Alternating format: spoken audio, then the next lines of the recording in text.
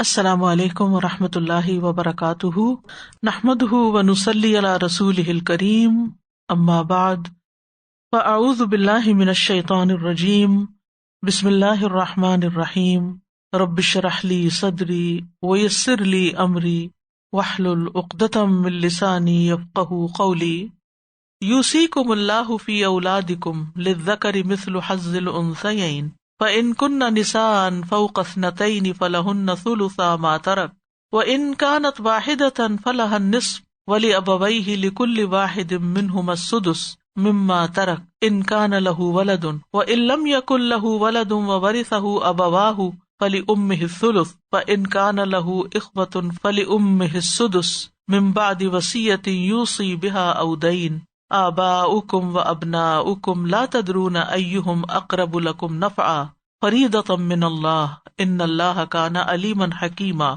اللہ تمہیں تمہاری اولاد کے بارے میں وصیت کرتا ہے، بیٹے کے لیے 2 بیٹیوں کے برابر حصہ ہے، پھر اگر اس میت کی وارث 2 سے زیادہ بیٹیاں ہوں تو ان کے لیے ترکے کا 2/3 ہے، اور اگر ایک ہی بیٹی وارث ہو تو اس کے لیے ترکے میں سے آدھا ہے۔ اگر اس میت کی کوئی اولاد ہو تو اس کے والدین میں سے ہر ایک کو ترکے کا 6واں حصہ ملے گا، اور اگر وہ صاحب اولاد نہ ہو اور اس کے وارث والدین ہی ہو تو ماں کے لیے ترکے کا 3واں حصہ ہوگا، اور اگر میت کے بہن بھائی بھی ہوں تو اس کی ماں کے لیے 6واں حصہ ہوگا۔ یہ سب تقسیم میت کی وصیت پوری کر لینے کے بعد جس کی وہ وصیت کر گیا یا قرض کی ادائیگی کے بعد ہوگی۔ تم نہیں جانتے کہ تمہارے والدین اور تمہاری اولاد میں سے کون فائدہ پہنچانے میں تم سے قریب تر ہے۔ یہ تقسیم اللہ کی طرف سے ایک فریضہ ہے، یہ تقسیم اللہ کی طرف سے ایک فریضہ ہے، بے شک اللہ بہت علم والا، کمال حکمت والا ہے۔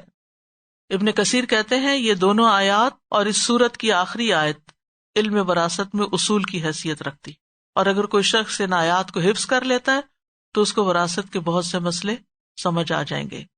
بہرحال ان آیات کی جو تفسیر ہے وہ اس سے متعلق احادیث وغیرہ سے بھی پتہ چلتی ہے۔ اس آیت کا شان نزول یہ بتایا جاتا ہے، جابر بن عبداللہ کہتے ہیں کہ ہم رسول اللہ صلی اللہ علیہ وسلم کے ساتھ نکلے تو اسواق میں ایک انصاری عورت کے پاس پہنچے، یہ مدینہ کے اندر۔ وہ عورت اپنی 2 بیٹیوں کو لے کر آئی اور کہنے لگی، اے اللہ کے رسول، یہ دونوں سعد بن ربیع کی بیٹیاں ہیں جو جنگ احد میں آپ کے ساتھ لڑتے ہوئے شہید ہو گئے ہیں۔ ان کے چچا نے ان کا سارا مال یعنی میراث کا مال لے لیا ہے، ان کے لیے کچھ بھی نہیں چھوڑا، بس آپ کیا فرماتے ہیں اے اللہ کے رسول صلی اللہ علیہ وسلم؟ اللہ کی قسم ان کا نکاح نہیں ہو سکتا جب تک ان کے پاس مال نہ ہو۔ تو رسول اللہ صلی اللہ علیہ وسلم نے فرمایا، اللہ اس کا فیصلہ فرمائے گا۔ پھر سورۃ نساء کی یہ آیتیں یوصیکم اللہ فی اولادکم نازل ہوئیں، تو رسول اللہ صلی اللہ علیہ وسلم نے فرمایا، اس عورت کو اور اس کے دیور کو بلاؤ۔ آپ نے ان دونوں لڑکیوں کے چچا سے کہا، 2/3 مال انہیں دے دو اور ان کی ماں کو 8واں حصہ دو، اور جو ان کو دینے کے بعد بچ رہے وہ تمہارا ہے۔ عصبہ میں آ جاتا ہے نا چچا، تو چچا کو پھر وہ ملے گا کیونکہ ان کا بھائی نہیں ہے کوئی، اگر بھائی ہوتا تو پھر چچا کے پاس نہیں جاتا۔ تو یوصیکم اللہ فی اولادکم، یوصیکم، اللہ تمہیں وصیت کرتا ہے۔ وصیت کا لفظ ایسے حکم یا ایسی چیز کے لیے استعمال ہوتا ہے جس پر عمل کرنا لازمی ہوتا ہے، یعنی ایسی نصیحت جو پوری کرنی ضروری ہوتی ہے۔ ایک ہوتی ہے نصیحت، آپ کسی کو ایڈوائس دے رہے ہیں، آپ کسی کو سمجھا رہے ہیں، اب آگے اس کی مرضی کرے کہ نہ کرے، لیکن وصیت وہ بات ہوتی ہے جو آپ کسی کو بتاتے ہیں جس کو لازمی پورا کرنا پڑتا ہے، جسے کرنا چاہیے۔ اور جو وصیت اللہ کی طرف سے ہوتی ہے وہ اللہ تعالیٰ کا ایک تاکیدی حکم ہے، ایمان والوں کو اس پر عمل کرنا ہوگا، لازماً عمل کرنا ہوگا۔ اور یہاں ہم دیکھتے ہیں کہ اللہ تعالیٰ بندے کے حق میں والدین سے بھی زیادہ مہربان ہے۔ اللہ تعالیٰ کس کو وصیت کر رہا ہے؟ یوصیکم اللہ، تم کو وصیت کر رہا ہے، فی اولادکم، تمہاری اولادوں کے بارے میں۔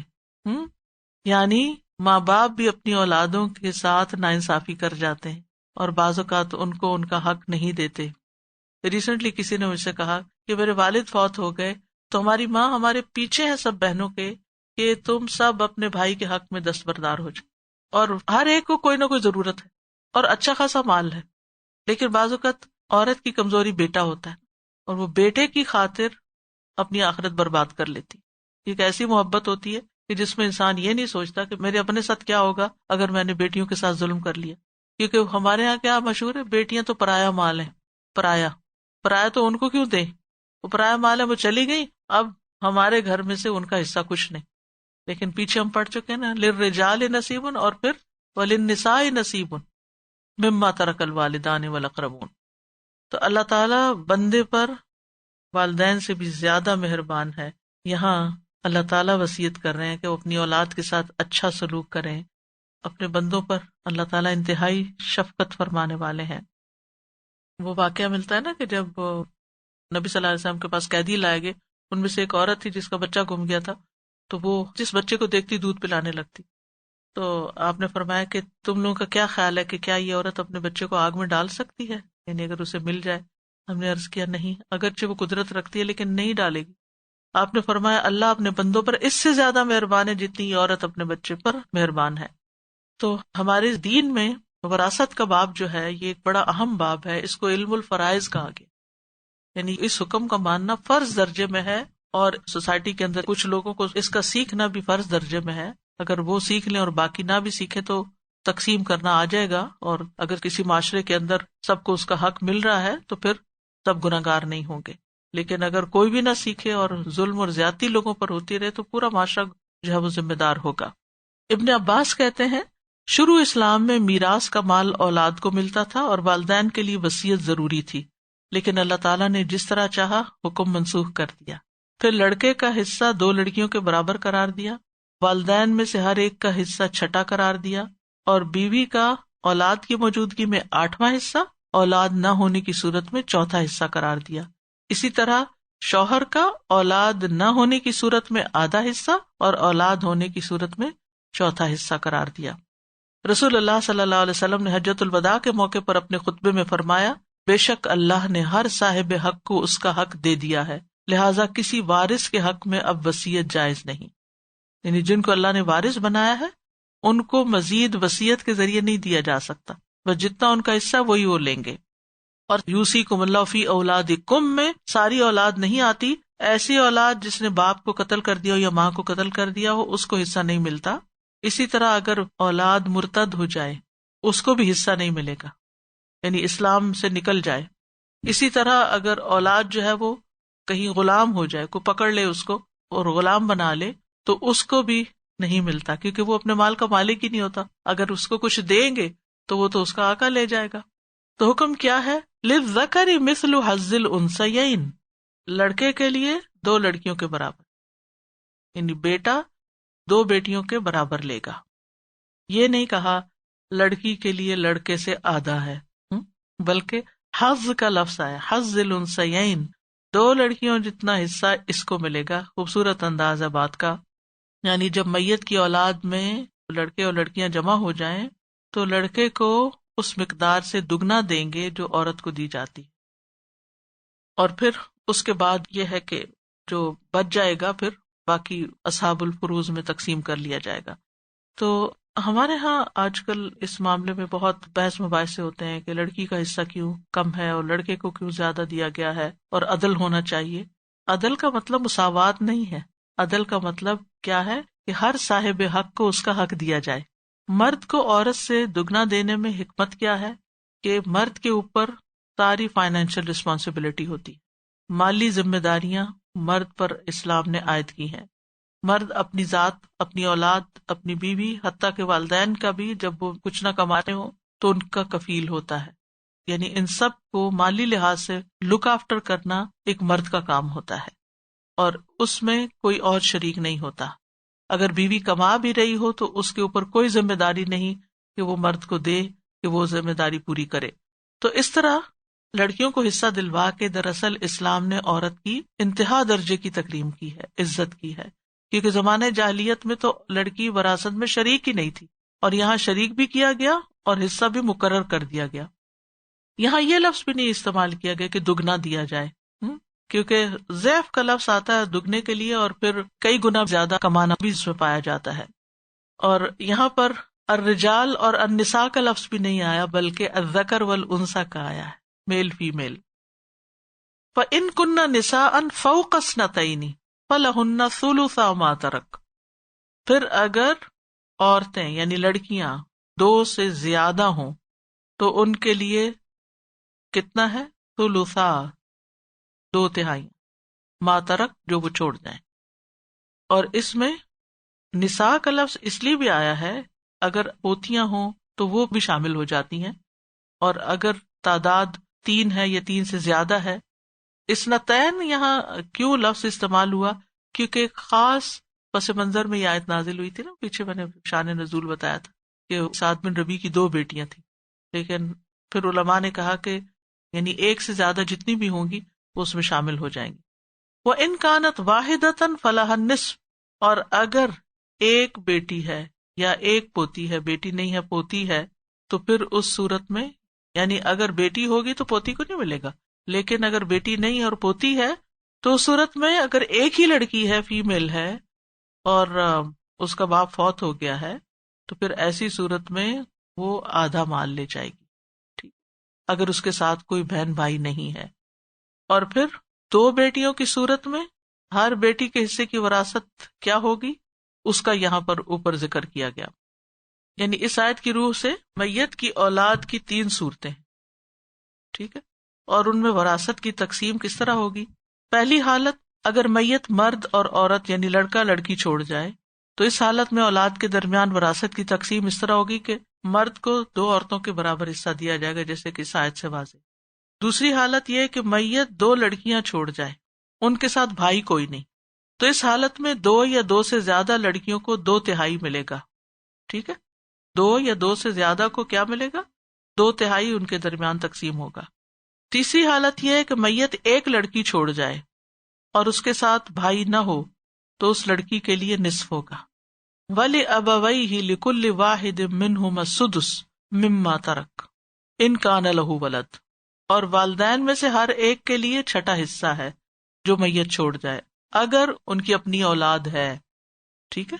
یعنی یہ تو آپ کو پتا ہے نا کہ اصحاب الفروض میں والدین ہوتے ہیں، اولاد ہوتی ہے، اور شوہر یا بیوی، جو ٹھیک ہے، شوہر فوت ہو جائے تو بیوی، بیوی فوت ہو جائے تو شوہر. تو اب اگر اولاد ہے تو پھر والدین کو ہر ایک کو چھٹا حصہ ملے گا. فَإِن لَّمْ يَكُن لَّهُ وَلَدٌ، اور اگر اولاد نہیں ہے اور سول وارث ابواہ ہیں، وَوَرِثَهُ أَبَوَاهُ فَلِأُمِّهِ الثُّلُثُ، تو ماں کو تیسرا ملے گا. فَإِن كَانَ لَهُ إِخْوَةٌ، اور اگر اس کے بھائی بھی ہیں میت کے، فَلِأُمِّهِ السُّدُسُ، تو پھر ماں کو چھٹا حصہ ملے گا. قرطبی کہتے ہیں کہ اللہ تعالیٰ نے اولاد کے ہوتے ہوئے میت کے والدین میں سے ہر ایک کے لیے چھٹا حصہ مقرر کیا ہے اور اولاد کو مبہم ذکر کیا ہے، پس اس میں مرد اور عورت دونوں برابر ہوں گے. اگر آدمی مر جائے اور وہ ایک بیٹا اور والدین چھوڑ جائے تو والدین میں سے دونوں میں سے ہر ایک کے لیے چھٹا حصہ ہوگا، جو باقی بچے گا وہ بیٹے کے لیے ہوگا. اور اگر وہ ایک بیٹی اور والدین چھوڑ جائے تو بیٹی کے لیے آدھا ہوگا اور والدین کے لیے 2 سدس ہوں گے، جو بچ جائے گا وہ قریبی اسبا کو ملے گا، چچا وغیرہ کو مل جائے گا، ٹھیک. تو اصحاب الفرائض کی تقسیم کے بعد اسبا کا حصہ آتا ہے، یہ ہم بخاری میں کافی ڈیٹیل سے پڑھ چکے ہیں. ابن عباس کہتے ہیں کہ نبی صلی اللہ علیہ وسلم نے فرمایا، مقرر حصے ان کے حقداروں تک پہنچا دو، اور جو باقی رہ جائے وہ میت کے سب سے قریب والے مرد کے لیے ہے. اور پھر یہ ہے کہ والدین کے ساتھ اگر میاں بیوی میں سے کوئی موجود ہو تو ان کو دینے کے بعد ماں باپ کا حصہ کیا ہوگا، ان میں سے ماں کو 1/3 ملے گا اور باپ کے لیے پھر 2/3 ہو جائے گا. اور والدین کے ساتھ اگر میت کے بہن بھائی ہو تو ماں کا چھٹا حصہ ہوگا. بھائی کی موجودگی میں ماں کا حصہ کم ہو جائے گا، اور بھائی باپ کی موجودگی میں ورثے سے محروم ہو جائے گا. یعنی اگر میت کا باپ تھا اور بیٹی تھی تو اب کیا ہے، بھائی کو اب نہیں جائے گا، پھر اوپر چلا جائے گا، باپ اقرب ہے. من بعد وصیت یوصی بہا او دین، یعنی میت کے ذمے اگر کوئی قرض ہے اللہ تعالی کا، یعنی جیسے زکوٰۃ وغیرہ دینی ہے یا اور اس طرح کا، یا حج کرنا باقی تھا، یا مخلوق میں سے کسی کا قرض ہے تو وہ ادا کیا جائے گا، اور اگر اس نے وصیت کی ہوئی ہے تو وہ پوری کی جائے گی. وصیت سے پہلے قرض کی ادائیگی ہوگی. نبی صلی اللہ علیہ وسلم نے وصیت سے پہلے قرض ادا کرنے کا فیصلہ فرمایا، یہ بخاری کی حدیث ہے. رسول اللہ صلی اللہ علیہ وسلم نے میت کے قرض کو ادا کرنے کی اہمیت پر مزید بھی بات کی ہوئی ہے. آپ نے فرمایا، مومن کی جان اس وقت تک لٹکتی رہتی ہے جب تک اس پر قرض موجود ہو. مومن کی جان اس وقت تک لٹکتی رہتی ہے جب تک اس پر قرض موجود ہو. ایک اور روایت میں آتا ہے کہ خطبے میں نبی صلی اللہ علیہ وسلم نے ہمیں فرمایا کہ یہاں بنی فلاں کا کوئی شخص ہے، تو کسی نے کوئی جواب نہیں دیا. پھر پوچھا کیا یہاں بنی فلاں کا کوئی شخص ہے، تو کسی نے جواب نہ دیا. پھر تیسری مرتبہ یہ سوال کیا تو ایک شخص نے کھڑے ہو کر کہا میں ہوں اللہ کے رسول. آپ نے فرمایا پہلے 2 بار پوچھنے پر تم نے جواب کیوں نہیں دیا، کس چیز نے روکا تھا؟ میں تو تمہیں تمہاری بھلائی کے لیے پکار رہا تھا، تمہارا ساتھی اپنے قرض کے سبب قید ہے، یعنی تمہارے خاندان کا جو شخص فوت ہو گیا ہے وہ قید ہے. سمرہ کہتے ہیں پھر میں نے اسے دیکھا کہ اس شخص نے اس کا قرض ادا کر دیا، یہاں تک کہ کوئی اس سے اپنا قرضہ مانگنے والا باقی نہ بچا. شہید سے بھی قرض کا گناہ معاف نہیں، یعنی شہید کے سارے گناہ معاف کر دیے جاتے ہیں سوائے قرض کے. نبی صلی اللہ علیہ وسلم کے پاس جب کوئی جنازہ لایا جاتا تو آپ پوچھتے کہ اس نے کچھ مال چھوڑا ہے، اس کے اوپر کچھ قرض ہے؟ اگر کوئی مال ہے اور لوگ کہتے کہ ہاں تو آپ جنازہ پڑھا دیتے، ورنہ فرماتے تم اپنے ساتھی کا جنازہ خود پڑھ لو. جہاں تک وصیت کا تعلق ہے تو وصیت جائز ہونی چاہیے، وارثوں کے حق میں نہیں ہونی چاہیے، صرف 1/3 یا اس سے کم مال میں ہونی چاہیے تاکہ وارثوں کو نقصان نہ پہنچے. پھر فرمایا آباؤکم و ابناؤکم لا تدرون ایہم اقرب لکم نفعا، تمہارے باپ دادا ہوں یا تمہاری اولاد ہو، بیٹے ہوں، تم نہیں جانتے کہ تمہیں زیادہ نفع کون پہنچا سکتا ہے. یعنی کبھی انسان کو اپنے والدین کی طرف سے زیادہ فائدہ پہنچتا اور اولاد کی طرف سے تکلیفیں پہنچتی، اور کبھی والدین کی طرف سے نیگلیجنس ہوتی ہے اور اولاد جو ہے وہ ساری ذمہ داریاں سنبھال لیتی ہے. تو یہ اللہ نے خود حصے مقرر کیے ہیں. فریضۃ من اللہ ان اللہ کان علیما حکیما، کیونکہ اللہ تعالیٰ علیم حکیم ہے، علم والا ہے، حکمت والا ہے. یعنی جو اللہ نے تقسیم کر دیا ہے اس کے مطابق فیصلے کرو، اپنی مرضی سے اس کو تبدیل نہ کرو، کیونکہ تم نہیں جانتے کہ تمہارے لیے کون زیادہ مخلص ہے یا کس سے تمہیں زیادہ فائدہ پہنچے گا. اور یہ تو ایک ڈیوٹی ہے نا جو ادا کرنی ہے. فائدہ حاصل کرنے کے لیے تو کسی کو وراثت نہیں دینی، اور وہ تو چلا گیا جس نے کوئی فائدہ لینا تھا، جس کا مال تقسیم ہو رہا ہے. تو بہرحال یہ جو 2 صفات اللہ تعالیٰ کی آئی ہیں کہ وہ علم والا بھی ہے، حکمت والا بھی. اس نے اپنے علم کی بنا پر تم کو یہ وصیت کی ہے، اور یہ ہے کہ اس کے جتنے بھی فیصلے ہیں، جتنے بھی احکامات ہیں، وہ حکمت پر مبنی ہیں. وآخر دعوانا ان الحمد للہ رب العالمین. سبحانک اللہم و بحمدک، اشہد ان لا الہ الا انت، استغفرک و اتوب الیک. السلام علیکم و رحمۃ اللہ وبرکاتہ.